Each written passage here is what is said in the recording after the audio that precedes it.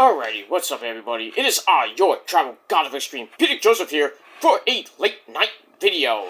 Right here on Metal God 669. And as always, thank you for watching, make sure you like the video, and subscribe right now. Alright, ladies and gentlemen, no fancy intros when we get serious. So on this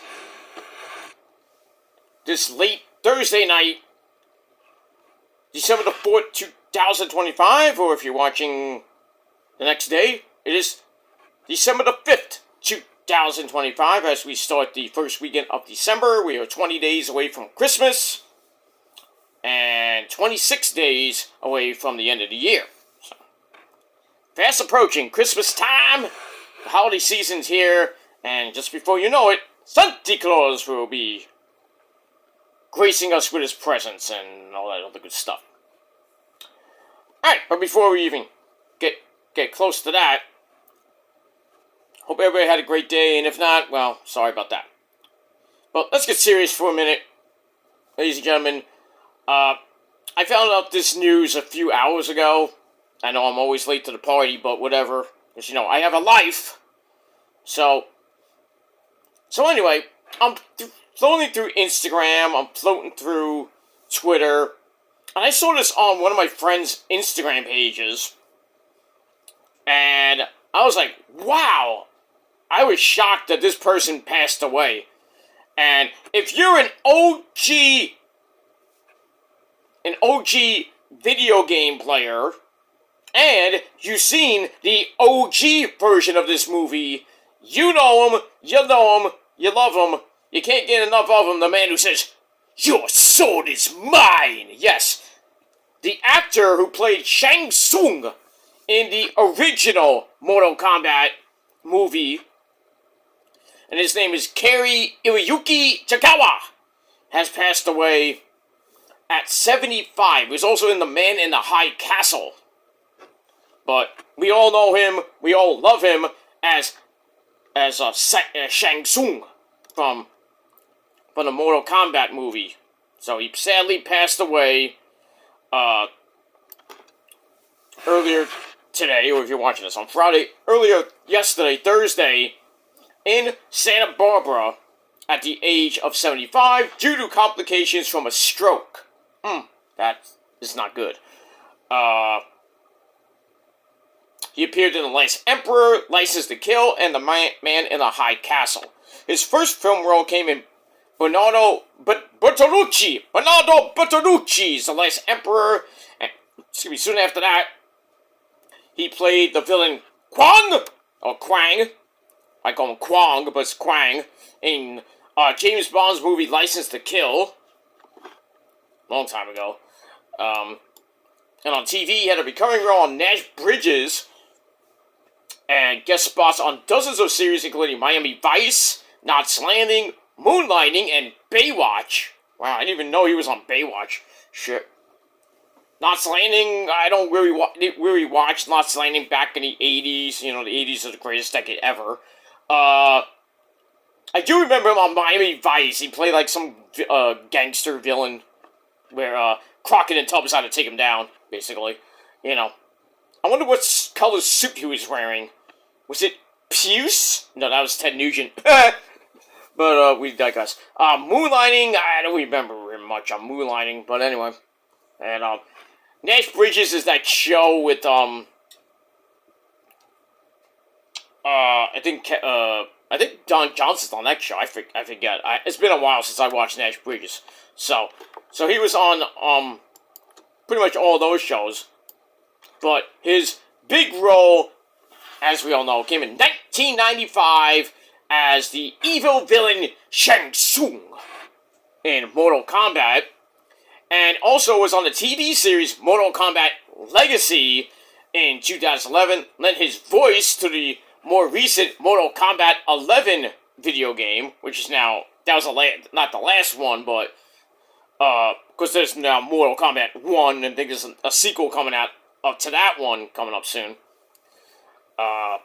But if you played Mortal Kombat 11, he basically says the same thing. "Your sword is mine." Stuff like that. Anyway, his manager Margie Wiener, nice name, said, I had the privilege of representing Cary-Hiroyuki Tagawa for many years as his longtime manager, but our relationship grew into something far deeper. It became like family. No, you banged. Stop that. He was a rare soul, generous, thoughtful, and endlessly committed to his craft.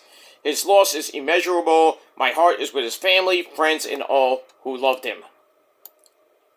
And his other film roles included Rising Sun, Snow Falling on Cedars, Pearl Harbor. You know he was in that. Planet of the Apes, the first one, obviously. Not the ones, TV show. But the actual movie, the first one. And Memoirs of a Geisha. That movie is amazing, by the way. All those Japanese chicks. Religiously, it was great. Anyway, in Amazon's TV series, The Man in the High Castle, Tagawa starred as Trade Minister. Oh, I'm gonna have a tough time with this. I know these Japanese names are tough. Nobusuke Tagomi. In Netflix's Lost in Space, he played Hiroki Watanabe. No, not that Watanabe who became evil. His first name was different too. But Watanabe, we all know as evil if you're in a wrestling realm, but it was not him. Anyway. But yeah, he played Nobusuke Tagomi in The Man in the High Castle and Hiroki Watanabe in Lost in Space. Though he often played villains, Tagawa told a Honolulu advertiser in 2007 that the typecasting was inevitable at the time, and I quote, he said, and I quote, guaranteed I wouldn't have gotten to play good guys if I hadn't played those bad guys. Well, obviously. You have a great career playing a bad guy, and then, your next role is a good guy. I'm like, how am I supposed to play a good guy if I played bad guys for 20-some-odd years? He also said, it's something you take pride in, being not only the best Asian bad guy you can be, but the best of all bad guys. I wasn't willing to do anything to get in, but I think I developed the ability to take what I was given and do the best job I could. There you go. Alright, a little bit more backstory to Mr. Tagawa. He was born in Tokyo, Japan, to an actress mother and Japanese-American father who served in the military. Thank you for your service, sir. Tagawa attended high school near LA, Los Angeles, where he first started acting, then attended USC, University of Southern California, for you dumb fucks. He began teaching his own style of martial arts called let me say it again. Chushin. Not Jushin Thunder Liger, but Chushin. He's survived by his children Kaylin, Byrne, and Kana, and 2 grandchildren, River and Thea Clayton. There you go. So a great man, a great actor. I do remember him in, who doesn't remember him in the OG version of Mortal Kombat? But for us old farts, like myself, saw him on Miami Vice. Don't worry, and basically not Miami Vice. I remember his role in that. He was a bad guy, obviously. Knots Landing, don't remember much of it because I don't watch Knots Landing. Moonlighting, don't remember. Baywatch, had to be a bad guy somewhere, or maybe he was like a surfer dude. I don't know. Nash Bridges, I didn't really watch much of that in the 80s. And then his other roles, like I said, License to Kill, I know that movie from the James Bond series. Last Emperor, great movie. And, the Amazon series, Rising Sun, I don't remember seeing that. Snow Falling on Cedars, never saw it. Pearl Harbor, who hasn't seen that? Planet of the Apes, who hasn't seen that? Memoirs of a Geisha, one of my favorites. My favorite Japanese-style movies. Great. Never seen Man in the High Castle. Might have to go look at that. Lost in Space, I've seen. He played, just an evil villain, like he always has. But, he was a great man, and I guess God and him had a fight. to the death, basically, no pun intended, and God beat him and basically finished him, and he said, "I want your soul." So sadly, he took Cary Tagawa's soul unsuspectedly, maybe a little bit too soon, because, 75, but, he had complications from a stroke, and, sometimes when you get a stroke, it's very hard to get back, to normal. So just a very sad day in the world of movies, and even video games. Like I said, he was the voice of Shang Tsung in Mortal Kombat 11.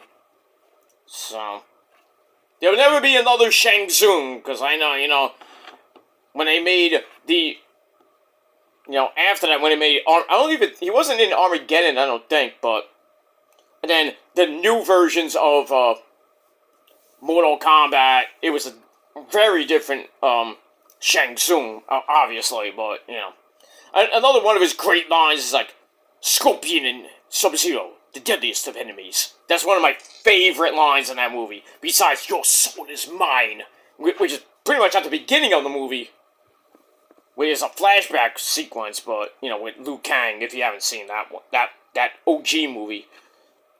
But he says, "Scorpion and Sub-Zero, the deadliest of enemies." One of my favorite lines.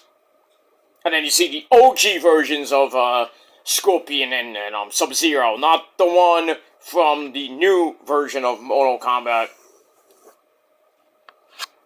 But, which is good. I mean, not better than the OG version, but good.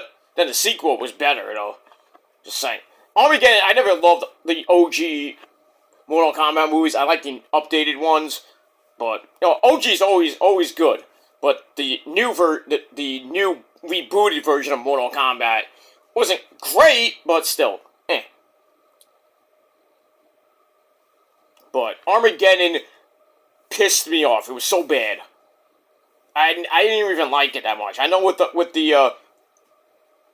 the animalities near the end, and new characters we saw, and then in the updated versions we saw Baraka, all those people that weren't in the first movie, the first couple movies actually. But I don't know if they're gonna make another Mortal Kombat movie. I know they're making another Mortal Kombat video game pretty soon. So, but it is, what it is. But that's that. So I'm gonna get out of here. So as I always do on my Rest in Peace videos, which are not for clout, I don't get paid, so I'm just doing this to pay tribute to these people, not for views, not for clout, not for anything. I'm just doing a tribute. So as I always do, take my little signature, whatever I got, and, it's not coffee, but I love getting this, this coffee sucks, beerus. It's not coffee, it's, soda. So the Mr. Cary Tagawa, rest in peace, sir. And, basically taking souls up there in heaven, too. I assume, but you never know. But that's that. Alright, guys, thanks for watching. Leave me your thoughts and opinions about Cary-Hiroyuki Tagawa, or otherwise known as Shang Tsung, from the OG Mortal Kombat movie, passed away today at the age of 75 due to complications from a stroke. So that's that. Alright, thanks for watching, guys. And until next time, take each day as it comes, one day at a time, because we never know when our last day will come. We don't have that thing like the Nickelback video. If we did, we all know when we're gonna die. Pretty much. So that's that. So take each day as it comes. Live life to 90%, because the other 10%, we don't know. That's a DDP reference from his book. So do that, but live your life the best way you could. And as always, we pay tribute and honor the ones that have come before us, and we just remember them in memoriam, like Ozzy. Wednesday was his birthday, so we remembered him. I did a video about that last video, so check that out. And that's pretty much it. Alright, guys, I'm out of here. Thanks for watching. Have a great weekend if I don't see you before. And until next time, your soul is mine. Peace.